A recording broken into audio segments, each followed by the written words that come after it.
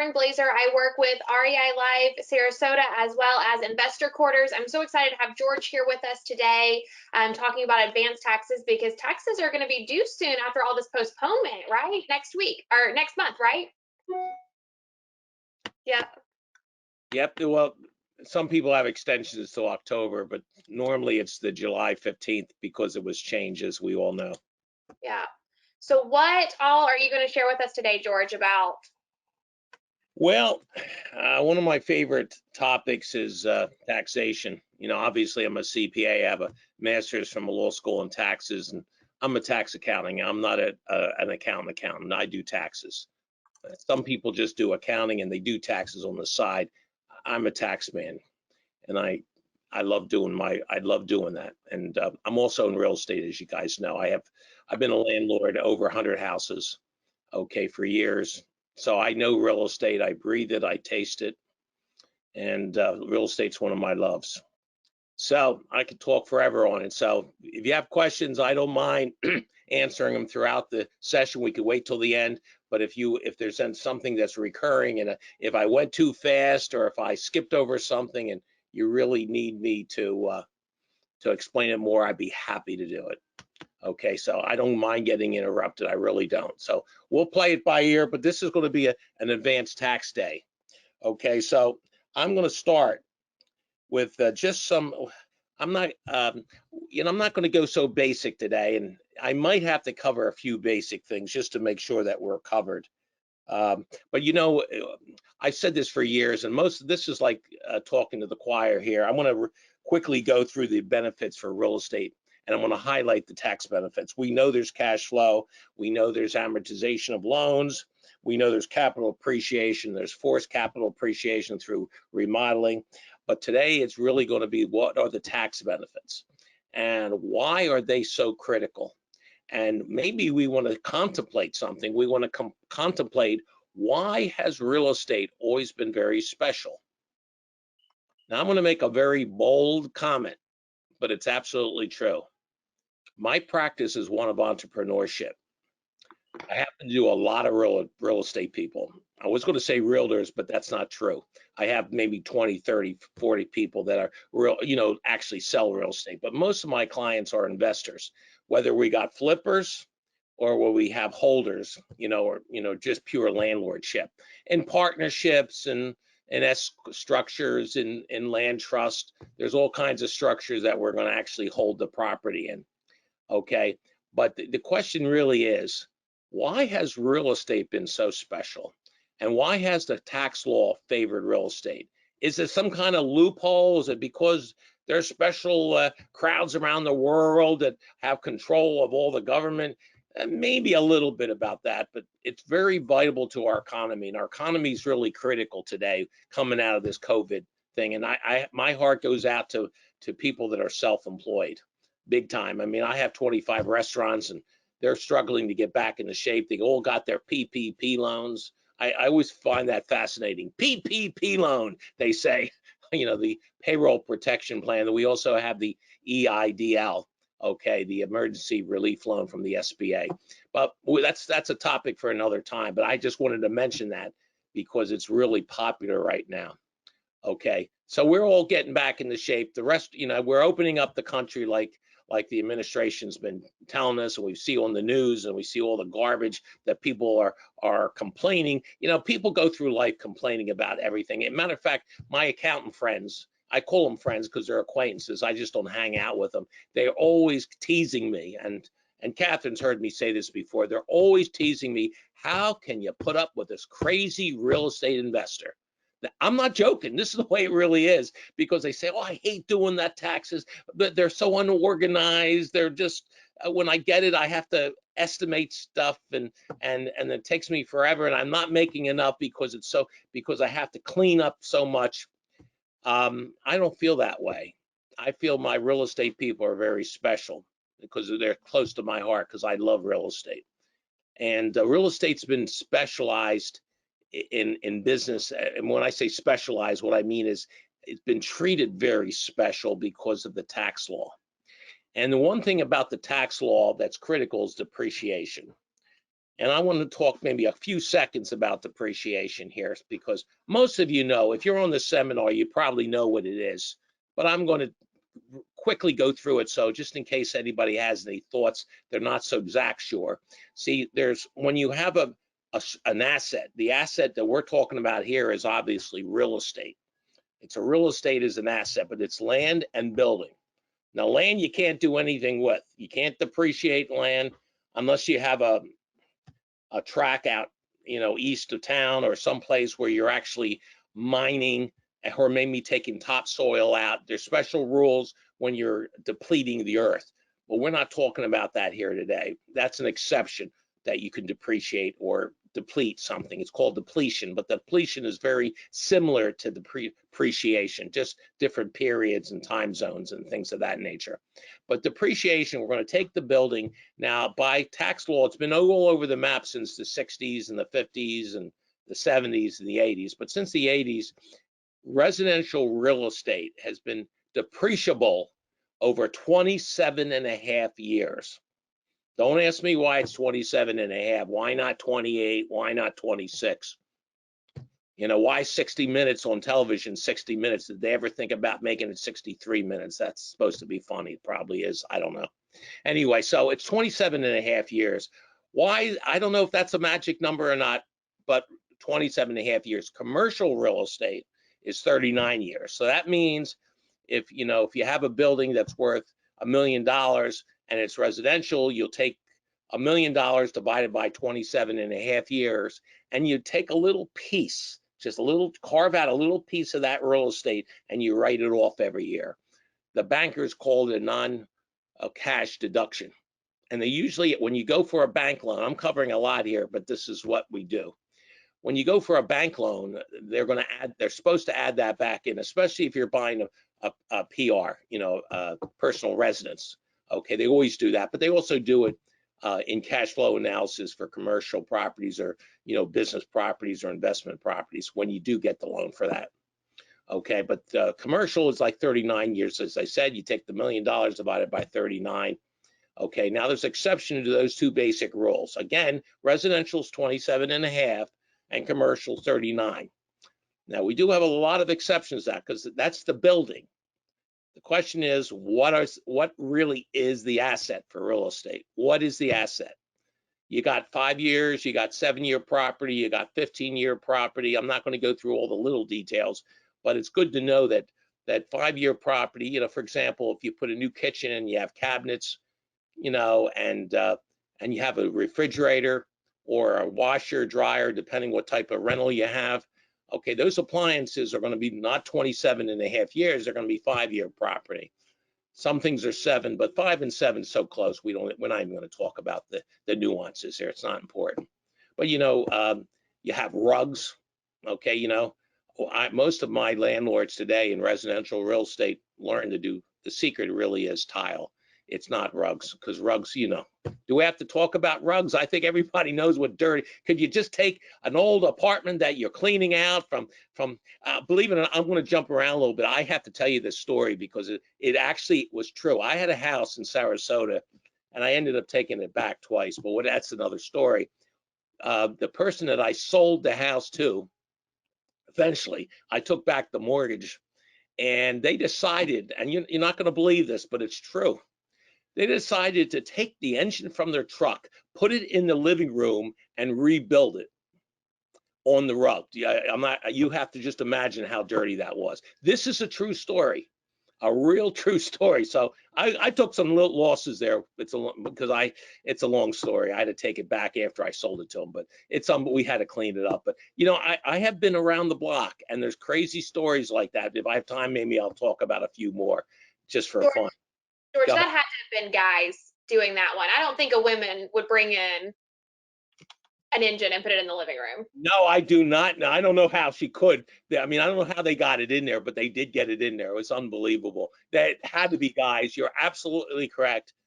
A gorgeous, beautiful woman that's tender and loving and kind and sweet and all that good stuff would not do that. They're more ethical than that. Okay, so we'll push a little bit.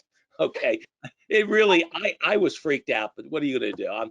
I mean, it rolls off my back anymore, you know. Anyway, let me get back on track. But so, you know, Kevin, go ahead. a question for you. How about tools? Power tools required to maintain rental properties, etc. Can you deduct them from the cost? And must you depreciate? Well, you know something, there's another rule. Now I'm going to jump around, and if somebody gets lost, you bug me and I'll go back.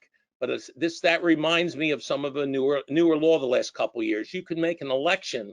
The election used to be 500. Now they raised it to 2,500. That you can make an election with the returns, and it has to be done every year. Okay, to write off. Now they raised it up to 2,500. That 2,500 of tools and things of that nature can be just written off. In the past, years ago, if it was like compressors and something that was more than $100, you're talking about tools that are maybe $500, $1,000 tool, $1,500 or something. You depreciate it, but we just write them off now. So that's newer. You know, I think your dog in the background agrees with me, right? It's cool. Anyway, he or she was shaking their head. You didn't see it, but I did. Anyway, so I'm glad that the dog's listening. Okay, sounds great. Okay, but that should help. Tool, if you see a lot of people, you know, if they have 2 or 3, 4 rental properties and they're handy, they're going to have tools, and they're going to have tools in their garage, and they're going to buy them. Yes, yes, yes. If that's what you're really using them for, and I've used them once in a while for personal use, nobody's going to scream.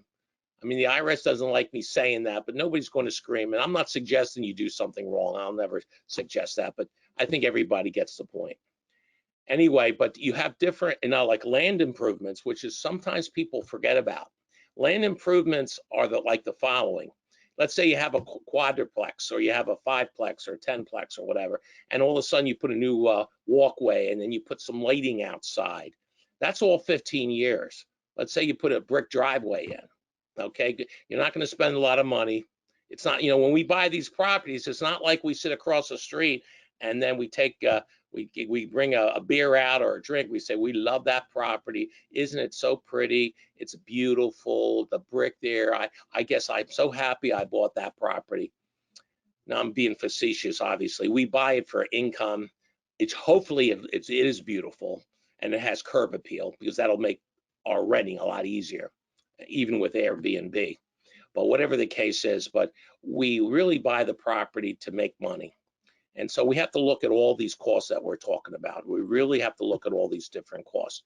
But when you do, let's say you put a brick driveway, and you're just going to put it in sand or whatever, because it's going to give you a little curb appeal to make your rents go higher, not because you love it.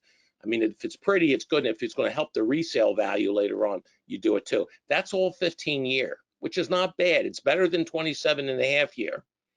Now, on that note, we've had something the last couple of years that have come up. Okay, we've had cost seg studies, and usually cost seg studies should be done for every property. Now, some at the lower end you really can't do. You can do it, but you're not going to spend thousands of dollars doing an engineer type of report. But you can try to do it on your own through software that you can get for free on the internet. You know, it's based on some engineering studies, and it's based on, you know, where when I say cost seg study, what does it basically mean? Let's say you bought $1 million building. When I say a building must have maybe 20 apartments or something like that, you should do a cost seg study. What the cost seg study is going to do, there's engineering companies, okay, and they're going to come back, they're going to study everything. They're going to say, okay, you got 20 refrigerators, you got 20 stoves. Okay, they're going to value everything. So that $1 million that you paid for this building, this is a hypothetical example. Doesn't matter the exact numbers. That's not as critical. They're going to break it down. They're going to say, okay, the appliances are $50,000. The land improvements like driveway, the walkways up to the front gate or whatever you call it, all that exterior improvement is 15-year property. So much is going to be broken down to 5-year property, 7-year, 15 property. And when you have that, and it could be done after you buy the building, doesn't mean the first year. You can always play catch up. You're able to maybe take the larger amount and write it off every year. This is advanced planning. That's what this course is about, this kind of stuff. So cost seg studies, all my clients that, like, I don't know. There's no magic. Okay, you have a quadplex on up. It's all what you want to pay for it. Sometimes it's $2, $3, $4, $5, $10, $15,000 for these studies. Some you might say 15,000. Ouch! I can't afford that. Well, if you have maybe 50 units, you probably will afford it because it's worth it because you can get it back. Going on higher units, they're going to have people fly around the country, come out to inspect it. There's a lot of things involved, and they're going to give you a report that's almost ironclad. Nothing's perfect, but it's good, and you could use that for your cost sake study on your return. So you break down the building to all its components. That's what it is. And the reason why you do that is to get higher depreciation. Cash flow in the early years are worth a lot more cash flow 10 years from now. Okay, if you could save today, it's worth a lot more. Yeah, okay. There's a couple questions that regard to cost segregation. Go ahead. Initial to the annual write-off election up to $2,500, and as an integral part of comprehensive cost recovery. That sounds more like a statement. Well, I'm trying to see what does he want me to confirm that? I mean, you could put them on if you want. I don't care, but that's up to you. But 2,500, that's like that's for any business, but it also applies to supplies, like repairs. See, some repairs, let me say something about repairs.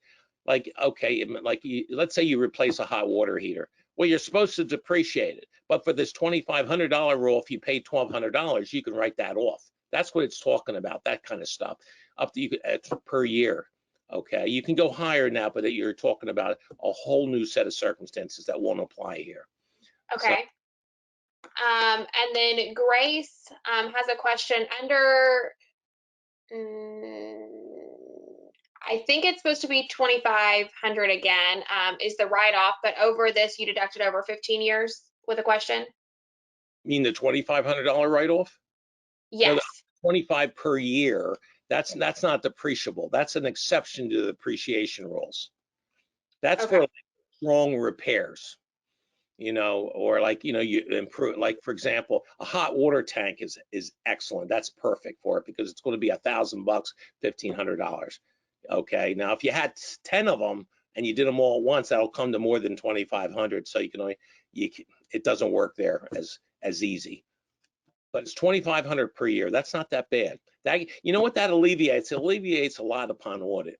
Now, remember, many people that heard me before, I have a weird saying. I'm not in the business of selling fear, and I don't sell paranoia, and I'm not in the business of selling confusion. So I don't get people scared of the IRS. But if you get audited, which is rare, it's 1 in 1,000 chances. Okay, and if you especially if you have a lot of LLCs, which we're going to get into, and you do it smart, you just don't the worst thing you do is put all your properties in one LLC, unless you could put 5 or 10 or so if it's rentals, but if it's flippers, you never want to do that. But you want to be all over the map. You want to go under the radar. Not that you're ever doing something illegal or wrong. You never want to do something illegal, and you never want to do something crazily wrong. Okay, but you want to prepare your environment, your tax environment, as I like to say, in such a fashion that you're going under the radar. Okay, so anyway, anything more on that? Or Jesse, I want to let you have the conversation with him back and forth towards the end of the call, just so that we can cover some more stuff and we don't get caught up on one topic. Grace also had a question. New lawn, sod, shrubs, rocks, is that considered land improvements? What was that about? Big rocks? New lawn, sod, shrubs, and rocks, is that considered land improvements? Yes, it is. But Okay. listen, I'll be honest with you. If somebody's just replacing some grass and it's low enough and it's under 2,500, okay, which a lot of times it will be, unless you're talking about a pretty big property and not a rental, unless it's a high-end rental, maybe it's more. That's usually going to try to write off. I don't know if I would depreciate new sod because you're almost replacing. See, you don't depreciate painting. You don't depreciate certain like cosmetic type of repairs. Okay, you can write them off. Okay, and I'm assuming, not assuming, that land putting new sod on the ground, unless it's like $5,000, $10,000, $15,000 job, I would write off. And even if you had a big building and you paid 5 or 6, 7,000 for painting, that's a write-off. Painting is definitely a write-off. I'm Okay. just using an analogy. I know she didn't ask about painting, but that's an analogy. Jesse would like you to explain amortization of leasehold interest as compared to depreciation of investment real estate. Okay, that gets into a cool advanced type of financing. Amortization has to do mostly with loan costs. Like, let's say you go get a commercial loan and you pay $15,000 to the bank for points or new title or more title insurance, stuff like that, purely to refinance, purely to get a loan.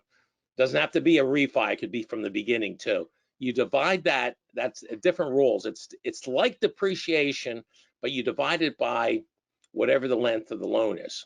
Most business loans have a balloon. It's rare.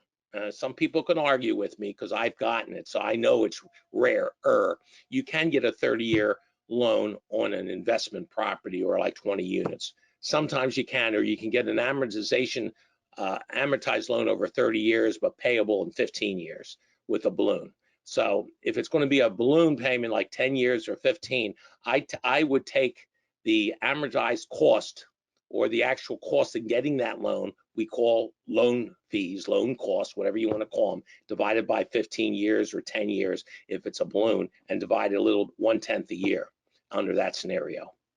So amortization is just for intangible cost, whereas depreciation is, and I'm banging my desk, I don't know if anybody can hear it, it's for hard assets. It's tables, chairs, trucks, building, hard assets.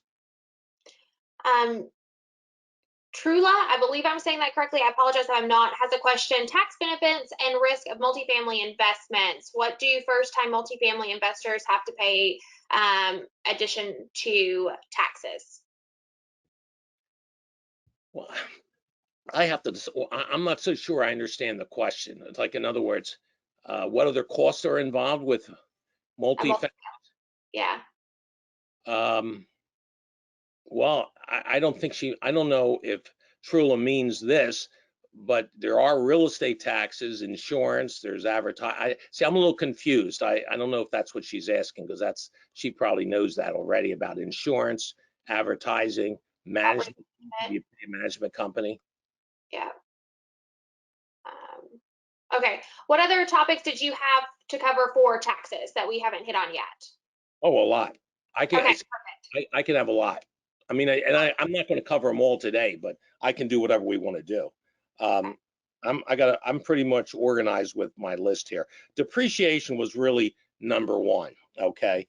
Now, by the way, I have to say one thing about depreciation. If you have a small strip center and you're doing leasehold improvements, there was a mistake 2 years ago when the new tax act, the Trump tax act, okay, they had an error in the writing of it, that when you have leasehold improvements for commercial, like retail and stuff like that, okay, they were automatically 15-year. Now that just got corrected. It was held up for weeks and weeks and weeks, but finally, when the CARES Act just got through about 3, 4, 5 weeks ago, with the PPP loan and all that, it got corrected that it is now 15-year property. That's for leasehold improvements. That's for commercial landlords. That's extremely important, okay, because it was left out by accident. They didn't plan to do it, but the people that wrote the law in the middle of the night just wasn't clarified, and everyone knew it was a mistake, but a certain party held it up, okay, for a while. And they finally got it through. You'll have to figure out who that is. Before we get off depreciation, Leanne has a question. Do you typically hold your properties for 27.5 years? And if so, do you prefer to sell them at the end and then purchase a new property so you can start depreciation again? That's a good question. Okay, and that was what, Leanne? Okay, I don't know if there's any magic holding them 27 years. In other words, 27.5 years has to just, they like 27.5 years. I've depreciated properties back years ago in the 80s in certain neighborhoods where you bought properties for $10,000 or $15,000, maybe sometimes because they were so run down, we used to be able to do it for 10, 12, 15 years because it was a specialized situation. But they cleaned all that up. They said 27 and a half for all residential. But there's no magic with that. Doesn't mean you have to hold it for 27. I have people that run it for 5 years and they flip it and they sell it. But if you want to start depreciation again, you have to pay the tax.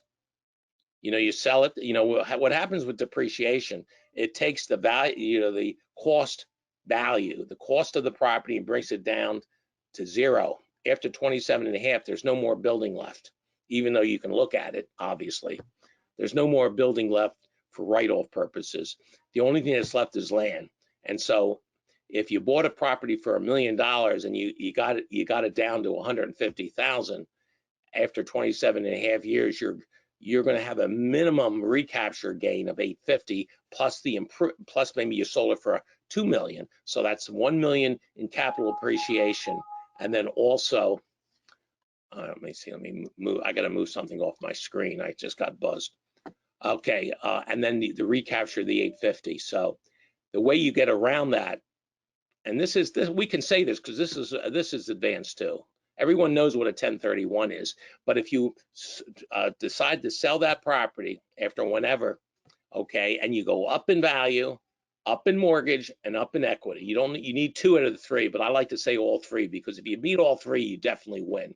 Okay, but yeah, if you sell it for $2 million, you got to go buy a property for $2 million plus. If you had a $1.5 million mortgage, in the new property, you have to have a mortgage of $1.5 million and $1, a little higher, and automatically your equity goes up if that's the case. Okay, so that's the way it works, and then you could basically get new depreciation on the new increase. You're not going to double dip because of what you've already written off is written off. You're just deferring the tax on that depreciation recapture for the next time around. And I might as well say this term, it's used a lot with people inside the business that do a lot of 1031s. It's the 1031 addiction. What that means is if you have properties and I have people that have done 1031s for years and they're addicted to doing another 1031 because what happens if you do 3 or 4 or 5 1031s in a row, the gain doesn't go bye-byes. It doesn't go anywhere. Okay, you have to recapture it and you have to pick it up when you finally sell the last property. Now, there is a tax planning tip, but I'm not in the business of causing this to happen. That if you keep it until you die, but we don't have a service that we help people die. Obviously, that's just supposed to be funny. Okay, but if you die, you get a stepped up basis. Okay, people kind of, wealthy families plan for that. There's a little planning about that, but we're not in that business. Okay, that's not my business anyway. Okay, so that's the 1031. Now the latest one is also the new opportunity zone. Okay, we can maybe talk about a little bit about that if we get to it. Anyway, talked about segregation. The secret there is that pigs get fat. The Texas thing says hogs get slaughtered. Okay, so we just want to do what we can. Now, in terms of advanced tax planning, we have all this depreciation that I wanted to cover first. But advanced tax planning also has to do with how you own the property. Okay, now most people know that LLC is a favored way. Corporations are really a thing of the past. I have clients that own it through corporations, but corporations has a role. If you ever want to change the structure of it, or you want to give it away to kids and stuff like that, or family, when you take it out of the corporation, you have to sell it to yourself at fair market value. It's like a sale. So most people don't want to use an S structure for that. We use S structure corporations, but always LLCs tax as an S. Okay, we use them for a lot of flippers, a lot. But for renters, we really would like the partnership method of taxation.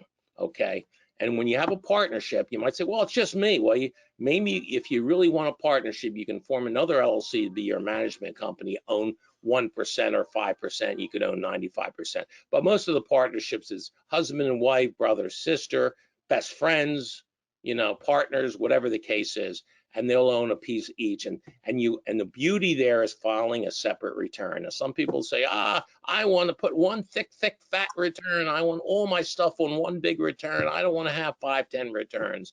It's for accountants to make more. That's totally untrue. It's exactly the opposite is true. It's easier and cheaper to do separate returns because you do one thick return. You have to bring all the accounting together, and it's just a mess. But the real reason you do it is because, remember, from the IRS, you want to go under the radar, and the LLC has a separate return, and in that separate return you have all the meat. If you're one of these investors that have 15, 20 properties, I've seen them because I have some clients like that, and we try to get them out of it because it's not the smartest way of doing it, where they have everything's owned in their own name. So you go online, you search for Marcy Jones or whatever. I hope there's none of Marcy Jones here. I just made that up. I don't think there is. Anyway, it sounds cute. It came to me just like that. But Marcy Jones, she has 15, 20 properties. Man, is she rich? Again, I don't sell fear or paranoia. So, but we don't want that. And if it's in the name of an LLC, or even better yet, a land trust, that the beneficiary is the LLC, that's the ideal way. Okay, that's the idea. Doesn't mean you have to do it that way. But if we have an LLC and a separate LLC owns maybe 2 or 3 properties each, or 10 properties as rentals, that's okay.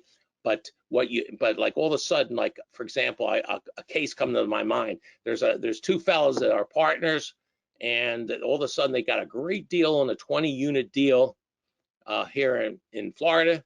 Okay, and even though they have other companies that they own together, okay, they decided, because this is 20 units all at once and not just baby houses for rentals, okay, they'd form another LLC, and that makes sense. Why not keep it totally separate? But see, that way it goes under the radar, and the return gets filed, and there's a K1 that goes under your personal return. So you could have a personal return. Let's say you own 5 or 10 different LLCs. There's 1 or 2 figures come over per LLC. So you don't have a page with all the rents and all the depreciation and all the repairs and all that kind of stuff, because see, the personal return gets looked at. There's a higher percentage of audit probability on a personal return than there is an LLC. In the LLC, you guys are we're at the bottom of the pot. You know who's at the top of the pot? GM and Ford and Anheuser-Busch and Tropicana and all that. But at the very bottom, we have these baby LLCs that go under the radar. Doesn't mean they're doing anything wrong. That's not what it's about. But it goes under the radar, and they're tiny. And that's where you want to hide. That's where you would like to do. You don't want to put your out there where when you get audited, you got a fat, juicy return, and the IRS can say, well, we're going to check everything. And if they were only going to check 2 or 3 items, once they get into it, guess what? You don't have to be a genius to figure that one out, what the conclusion is. They can ask for something else. But if they audit like just an LLC, they're usually stuck with that. Unless you're foolish and you did something really crazy wrong, that they caught you really lying and doing something stupid, then they could probably expand it. But that usually never happens. Anyway, so another way to own properties, and this is great tax planning, advanced tax planning. If you're going to flip a property or you got a real good steal, let's hope you could buy it inside an IRA or a pension plan or 401k profit sharing plan. There's a big difference. I like both, but it's if you have companies and you could have your own profit sharing plan that's cheap. Okay, it doesn't have to. You don't have to spend $3,000 or $4,000 to an actuary every year. Okay, unless you're contributing. There's certain type of plans we want to do that, because I have clients who are able to put $100 or $2,000 into their pension plan every year and get a deduction and save 40%, 37%. It's actually pretty cool. But that's a special type of plan. But if you want to own properties and you have a former IRA and you take the IRA and you roll it over into your profit sharing plan or 401k type, okay, and the truth is it could be a Roth too, you become the trustee. Now, real estate people know the secret. You know as well as I do, if you're really out there trying to make money, whether you're wholesaling, whether you're flipping, and you're going to go out there and you're going to try to get a good deal, okay, it doesn't mean you're going to walk all over everybody. You want to get that deal done. You don't want to have the deal open for 2, 3, 4 weeks. Sometimes if you have a third-party trustee, technically you're not supposed to sign that agreement. And I know some people here that have done this and they signed the agreement. Technically, it's what we call a prohibited transaction. Again, I'm not in the business of getting people scared or pushing paranoia, but it's smarter that if you can sign yourself as trustee of a pension plan or a profit sharing plan, that's better, because if you have to use, I know there's a few sponsors in this network too that promote IRAs, and they're cool, but you have to get, they're the trustee, you have to get them to sign, and that's a great way of doing it if you don't mind that, if you don't have a big a lot. But if you have a lot of flips and you want to do it in a profit sharing plan, you're the trustee. It's not about saving their $100 or the $200 every time they charge. They usually charge to look at the deal, because you're going to get them to sign. If you get a mortgage, which people say you can't get a mortgage in an IRA, you can't get a mortgage in a pension plan. Yes, you can, but it has to be what we call non-recourse, and this is advanced planning. Okay, non-recourse means there's no personal guarantee. You personal guarantee something on a bank loan inside an IRA, you just have what we call a prohibited transaction. If the IRS catches you, you have to pay tax on that amount with penalties. So you want to stay away from that. But by being your own trustee, you can do a contract from Mrs. Jones, Mrs. O'Malley, Mrs. Smith, or whatever the case, or Mr. Smith. Let's get the guys and the girls in here.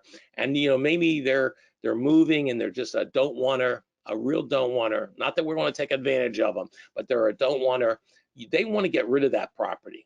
And I know through this network and other real estate groups, there's information on how's the best way to try to negotiate, how to buy properties, et cetera, et cetera. Not legally, I'm talking about the sales techniques. And you want to get that deal done. You don't want to give them time to change their minds.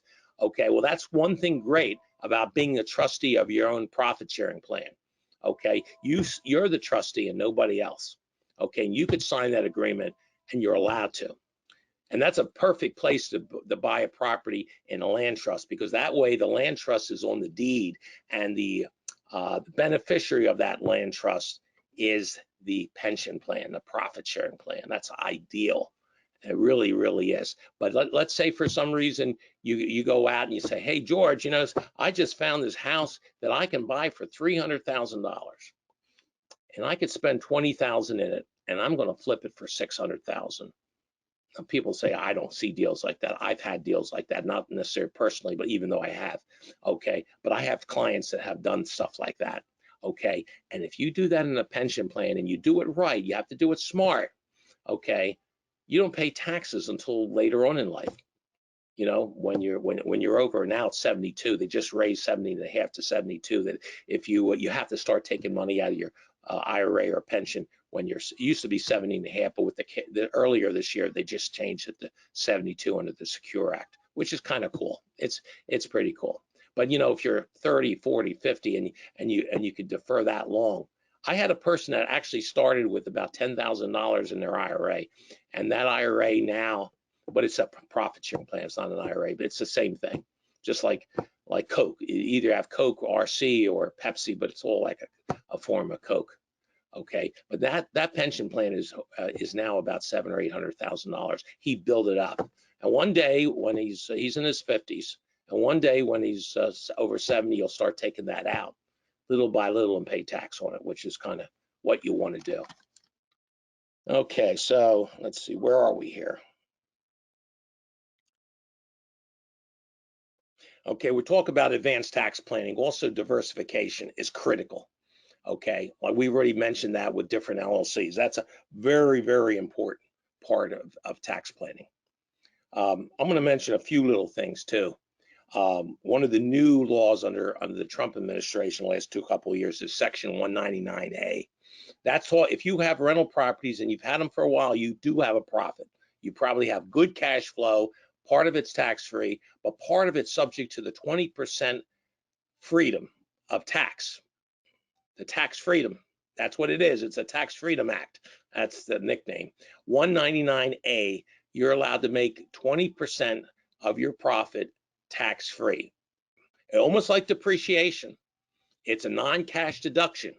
So let's say that you clear $100,000 from all your rental properties, and that's what's taxable. Let's say you clear 130 because the rest of it's, it's sheltered through depreciation and mortgage and everything else. But let's say your profit is 100,000. You get a 20% tax-free amount off the top. So you're not paying tax on 100, you're paying tax on 80. That's not tiny, that's huge. 20%. It's a non-cash deduction. Just comes right off the top. It's called 199A. I mean, that's automatic, technically. Okay, a few other things that maybe with advanced real estate, I'm not going to go into detail on this because most people don't get into it, but I like to mention the historical credit. You know, sometimes you can get an old building, you could restore it. It's a little fancy, so I'm not going to spend a lot of time on it. But I've had clients that's done stuff like this over the years. That's something good. Another type of great planning that you can do with real estate is family planning. Okay, sometimes if you have the LLC set up right, you bring your kids in or you bring your family members, you gift them a little bit year by year. There's techniques for that to get rid of that. And also, especially when it's profitable, you get to share the amounts with family at different brackets, and you can help your kids out, or you could even help them out when they're going to college or whatever the case is. There's a lot of things you can do. Okay. Let's see what else. Now, let's talk. We talked about the purchase side. That's what we've been talking about, the operations purchase side. What are the tax benefits when you sell? Okay, if you hold the property, I don't know if it was Grace or Leanne, somebody asked about the 27 years. If you hold the property long enough, okay, and you don't have a mortgage against the property, and you want out of the property, but you're very secure with the property, maybe you'll take back a mortgage. Maybe somebody will come along, offer you a good high price. Maybe you'll do it without a broker. I'm not suggesting that, but I'm saying I've sold some of my properties to tenants, and I happen to have my mortgage paid off on some of them, especially then. I got a good price, didn't pay commission. They were happy to do it because I took very little down. I'm not projecting everybody does little down, but if you own the property a long time and you know the tenant, if you're gonna gain another 10-20% than it's worth, and they're willing to buy it because you're going to finance it, why not take it? Okay, and if a couple people ran into trouble, I took the property back, not because I'm mean and nasty. It's just that's what they wanted, and they signed it back over to me. But that's okay.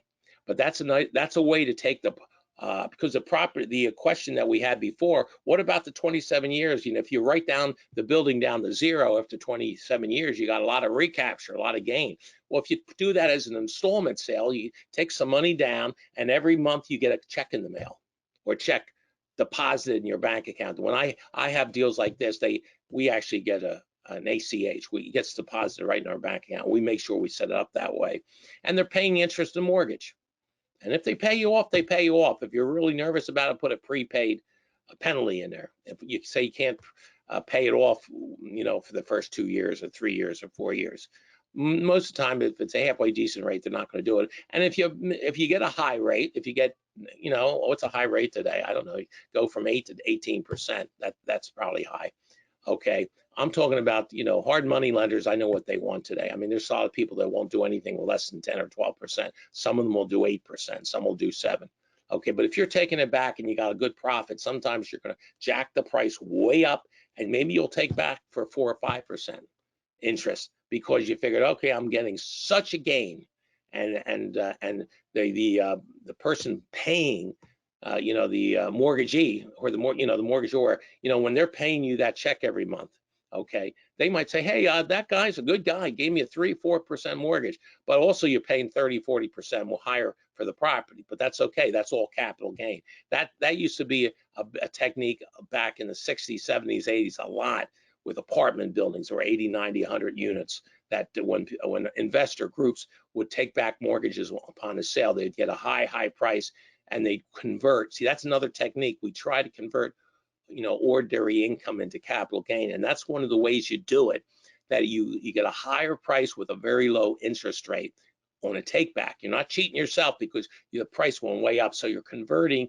And I can answer more about this if this is confusing. You're converting ordinary income, which goes from today 12 all the way up to 37%, to capital gain, which could be 15 or 20. Okay, there's some other rates, and maybe I should talk about that in a second.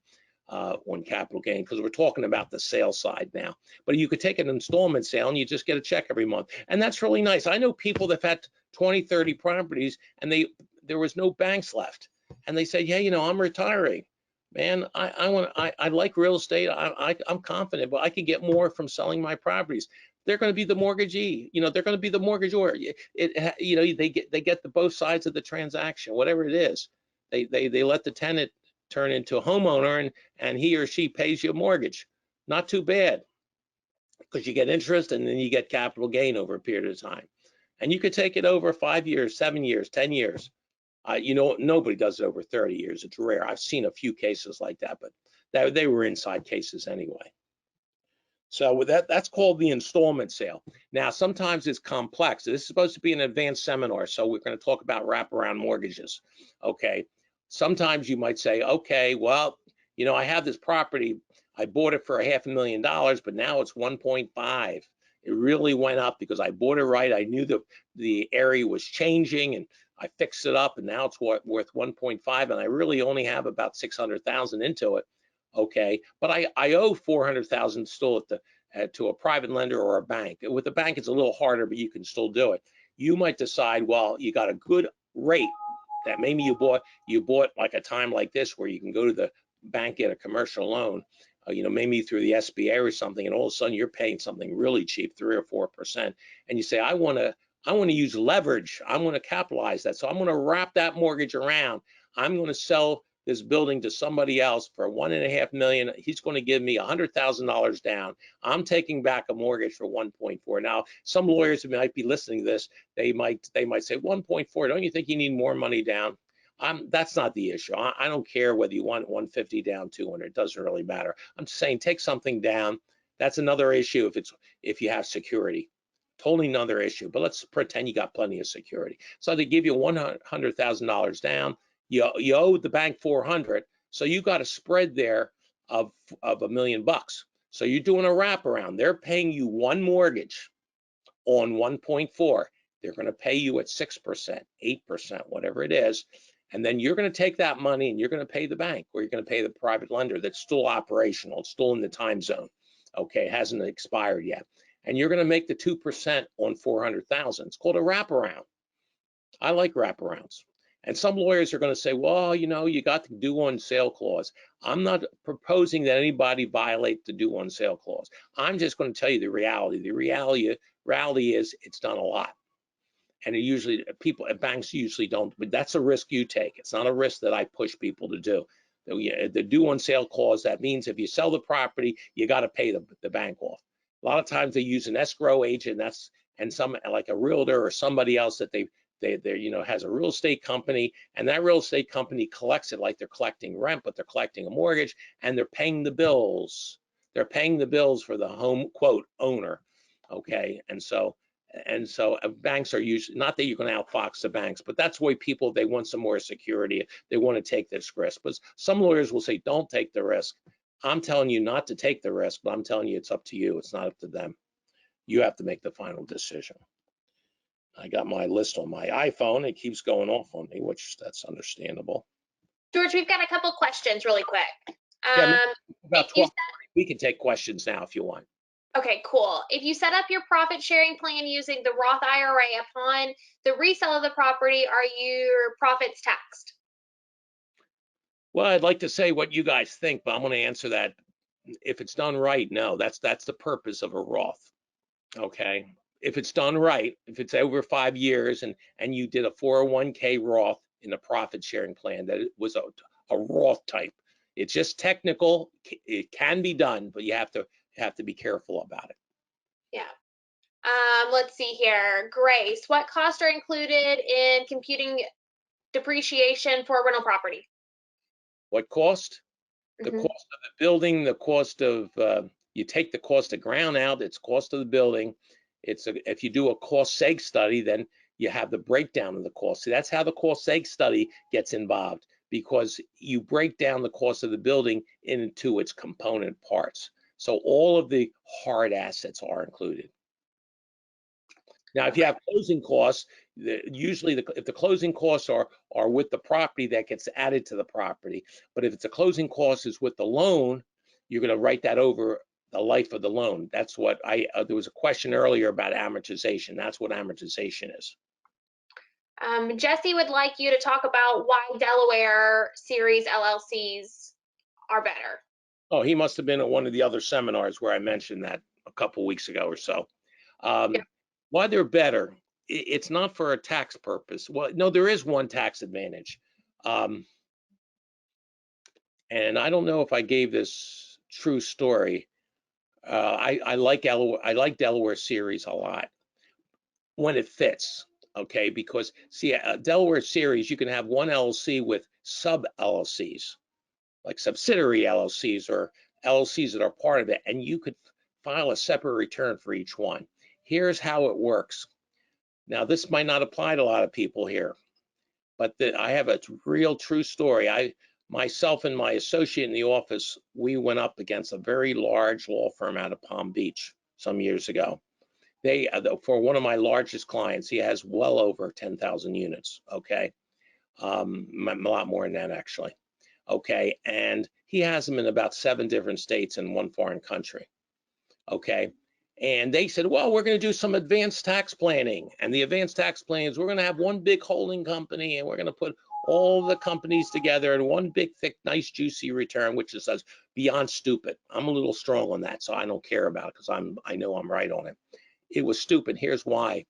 There was a large firm that we were actually flown over, and we had this big meeting with this family group that I've been doing since the 80s. Okay, and when I brought up this following comment, they decided that the Delaware LLC was used to kind of meet what I wanted and what they wanted at the same time, so it came out perfect. They have properties, let's say, in 7 different states. One of the states is Massachusetts.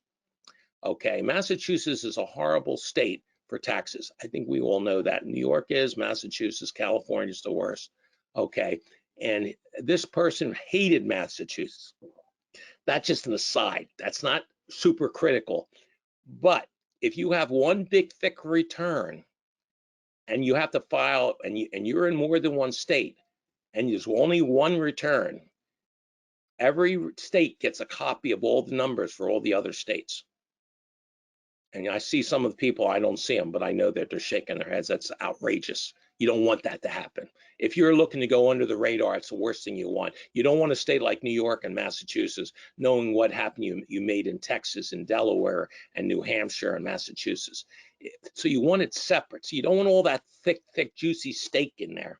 So with the Delaware LLCs, okay, with the Series LLC, we were able to have one meet both requirements, have for estate planning purpose and ownership purpose, have all the family, it's a big family, own a piece of everything, but file separate returns. And the reason why separate returns was smart and brilliant in this case, okay, was that we have a separate return for the real estate in Massachusetts.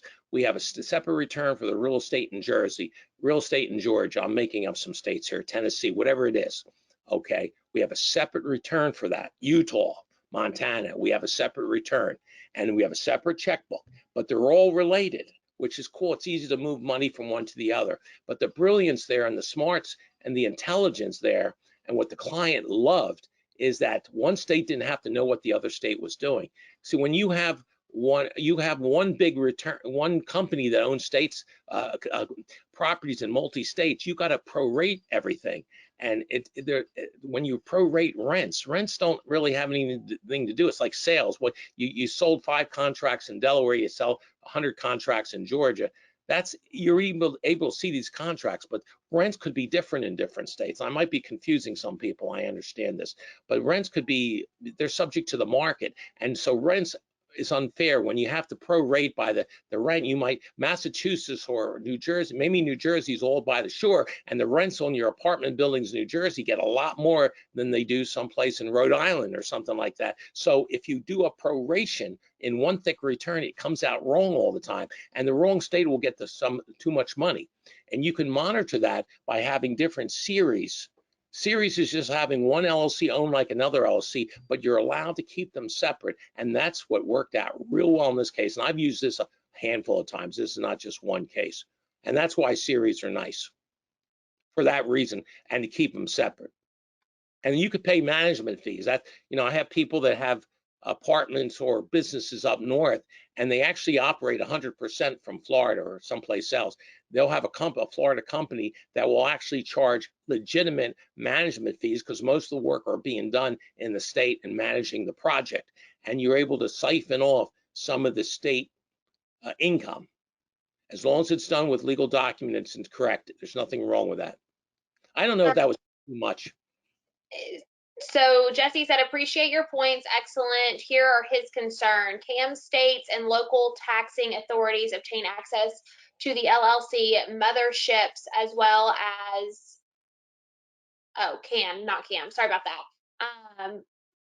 As other series battleships represented under, returns under the IRC 6103.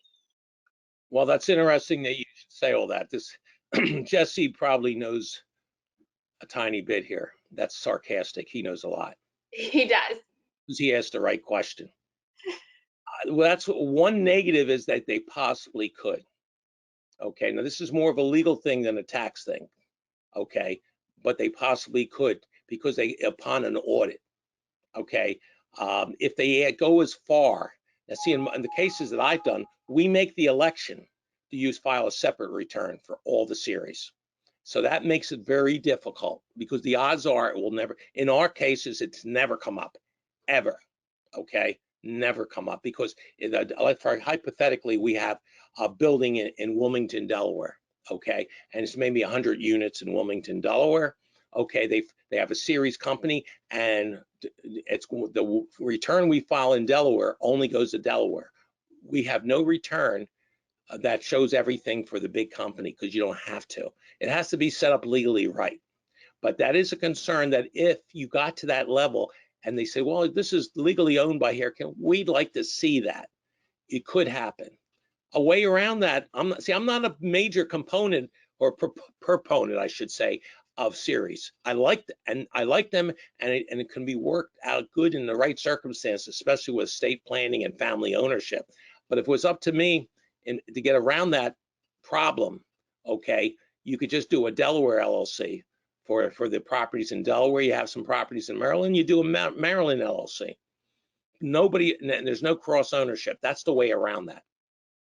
I'm not saying what Jesse says is a big problem, but it's not a big problem, but it could happen. Does anyone else have any other questions?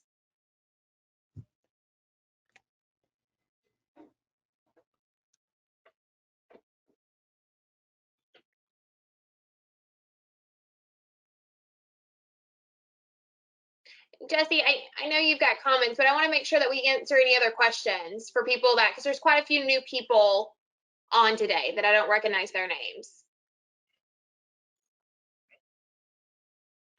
So if there is any other questions, or anybody would like George to dive any deeper into depreciation, how that's gone through. Catherine, I could say a few more things that I kind of missed real quick before we answer some questions. I have time if you have time, because there's a few other minor things that I'd like to throw out that I don't see it that much. Usually what we're trying to do is use diversification of legal structures. So we have a lot of different LLCs, which we've been talking about, and we use land trusts to have some privacy. Land trusts don't give you any extra asset protection, but gives you a little extra privacy. But what I wanted to say, there's also the method of accounting that sometimes we can use different methods of accounting. We don't have time to go into that also, but we also have fiscal year planning. I usually will do a fiscal year for about 90% of my clients. The fiscal year is beautiful because we're only allowed to have, with partnerships and S structures, September, October, and November. They changed the law back in '87. Before '87, you were allowed to pick any year. And I still have some S structures that we do in our office of people that have March year ends and June year ends that are S. People say you can't do that, but it's been grandfathered in. But after '87, we're allowed to elect. It has to be done up front. We can use a September year end, an October, a November year, and December year end. And I'm just going to say it's just smart to have that diversification. There's a real tax advantage to that, but I don't have time to talk about it. Maybe at another seminar we can do something like that. But fiscal year tax planning is fine. And matter of fact, sometimes talking about advanced planning, we might want to have a management company. Let's say Jesse or somebody else or Chris or Carol or Kevin or anybody here hypothetically has a family member. Now this is going to be odd, but you could do it. I'm going to open my mouth, that has major medical problems, whether it's a child with autism, whether it's a spouse or somebody that has maybe $20,000, $30,000 of hard medical bills. They can do a C structure. That's a LLC tax as a C corporation, just like Apple, just like Anheuser-Busch, just like Tropicana, and basically have a medical plan that maybe the C corporation could take management fees for renting the properties and stuff, and you can get a full deduction for medical. See, there's all these odd things that are out there, but it's customized. And I like to throw them out there, not that this is about that advanced technique, but if it's there, you never know. And I've had a handful of clients that actually used it because there is somebody in their family, or the family has like very large dental bills coming up. Okay, very large, like 30, 40, 50,000. If we do it in advance and we can set up the structure right, we can get a deduction for that, because on the personal return, if you're making money, a lot of it goes away. So there's other things like that. So there's two little things that we can do. Anyway, I could take questions now. It's near the end, and I'm happy to continue. Chris would like your contact information to get in contact with your office. I don't know if that's, I could say it right now. It's obviously, you know my name, you see it there, CPA man. You can look at the website, famiglio.com, famiglio.com or famiglio.com. It has the phone number there. It's 941-957-0775. I'm here in Sarasota on Main Street. I have clients in 37 states and 7 countries, so it doesn't matter where you are. Perfect. Grace would like future topics to be the more advanced topics as well. Well, you have a suggestion, Grace? I know you're on here all the time. I could, we could go. Hi, George. Thank you so much. This is wonderful. I look forward to Tuesdays. Thank you, Catherine. I want to say something really kind and nice. I hope you don't get offended, but you're a sweetheart. Thank you. You are too. I know. I have my heart in my sleeve, and I'm proud of it. And I'm not politically correct, and I never will be. If I want to show kindness and love to somebody, I'm going to do that. That's who I am, and I'm proud of it. Anyway, so I could come up with some other stuff. I mean, we could go into more opportunity zones. We could do 1031s, like details about it. We can do more about the land trust and how you use LLCs. Okay. We can definitely do that. I'll get with your team and we'll get those out on the Facebook page. If you guys haven't already gone and liked our Facebook page, it's facebook.com/REI Live SRQ. And if you give me 1 second, I'll put that in here. Facebook.com/REI Live SRQ. If you like it and turn on the notifications every time we post new classes and events, they'll notify you.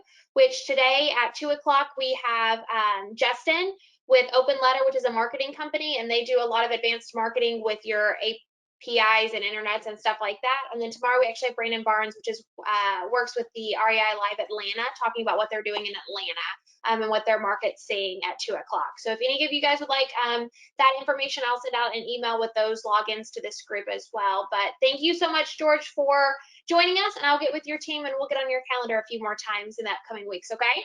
Yeah, if you want to get suggestions from anybody else and maybe do a survey, I'm happy to handle anything. So yeah, you can let me know.